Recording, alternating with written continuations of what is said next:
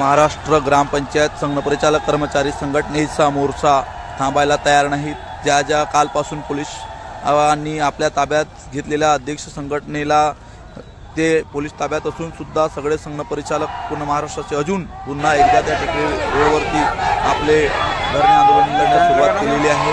या धरणे आंदोलनाच्या माध्यमातून काय साध्य करायचं आहे हे यांना माहीत आहे की आम्हाला जोपर्यंत निर्णय भेटणार नाही तोपर्यंत आम्हाला पोलिसांनी काही केलं, सरकारने काही केलं तरी आम्ही इथून उठणार नाही अशी यांची माहिती आहे। आता बघूया काय करत आहे ते संघपरिचालक, पोलीस यंत्रणा यांना समजवत आहे तरी पण हे मानायला तयार नाहीत। बघूया काय होतं, त्या घटनेकडे आपलं लक्ष आहे आणि काय करता संघपरिचालक हे पाहूया।